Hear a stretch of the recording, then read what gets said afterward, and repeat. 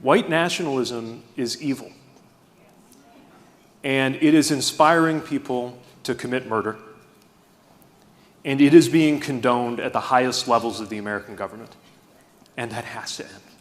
And are we or are we not prepared to stand up to the evil of white nationalism in this country? This is a culture problem, and as long as white nationalism is spoken of as if it's just a kind of quirky thing versus a virulent ideology that is killing people in this country, then I think we're really going to struggle to get our arms around it. In the history of the American project, once have we actually come close to the American project ending, and it was the Civil War.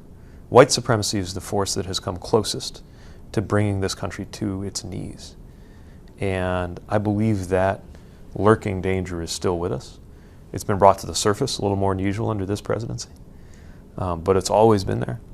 And if we don't tackle it, even with some challenging conversations about what we all owe each other as Americans, it's just going to keep secreting this poison into American life.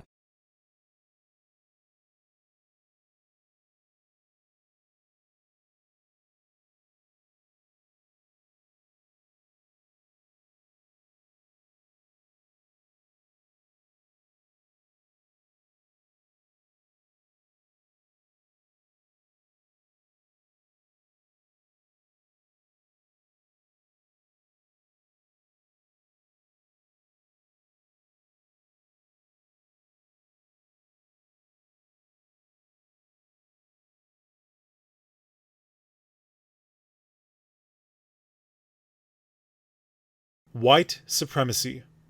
The belief that the white race is inherently superior to all other races, and therefore possesses the inherent right to conquer, enslave, and reign supreme over all other races. This is the left's definition of the now common insult, and therefore the popular definition.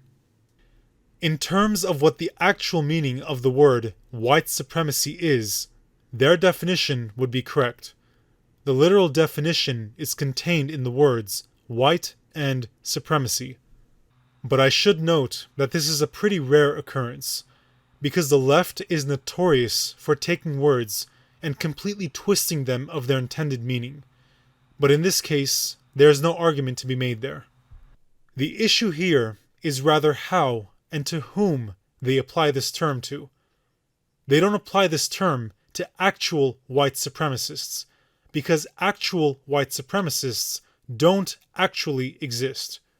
They instead label the few lone white men that go out on a shooting spree for reasons entirely irrelevant to such an ideology as white supremacists. The controlled and biased media then goes on to place the blame, the guilt, and the responsibility on the entire white population, as one more sin for us to atone for. Even more ominous, the popular culture increasingly charges ordinary white people who are just living their white way of life with, quote, being complicit in perpetuating the legacy of white supremacy. And as a solution to that, they tell us to diversify every aspect of our lives, or in other words, make our way of life less and less white. Making any connections yet? But politically and realistically speaking, white supremacy today is not the belief that the white race is inherently superior to all other races in the world and therefore possesses the inherent right to conquer, enslave, and reign supreme over all other races.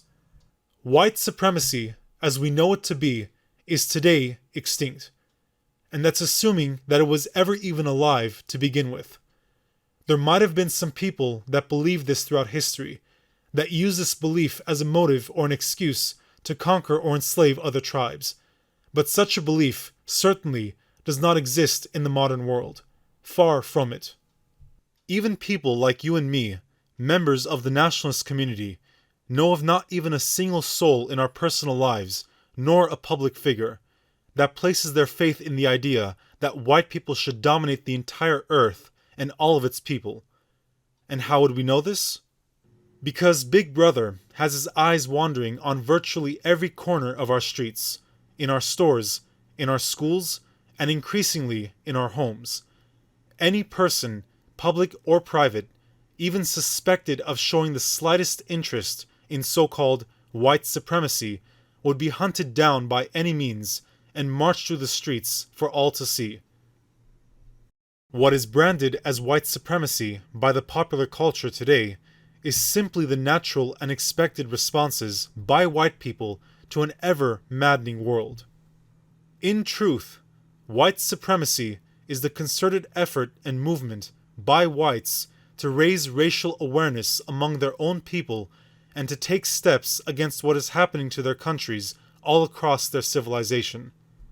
White supremacists are white people who are racially conscious, actively look out for the collective interests of their own people, take pride in their history, culture, family, country, and most importantly, their own people, and are especially white people who openly oppose the radical and rapid defilement being forced upon their people and their nations.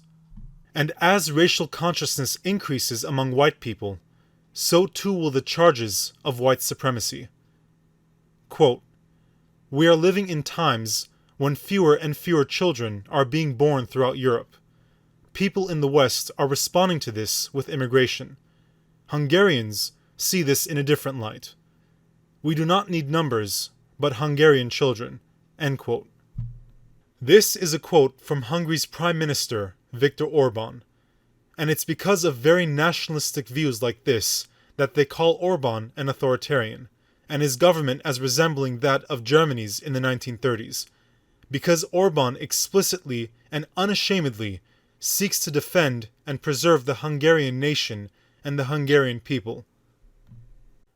Our enemies, because of their total control over words, define our movement to restore our homelands and to restore pride back into our people, not as a natural and healthy effort, but as though Nazis are goose-stepping in formation down the street towards the White House. And what is the aim of their wordplay?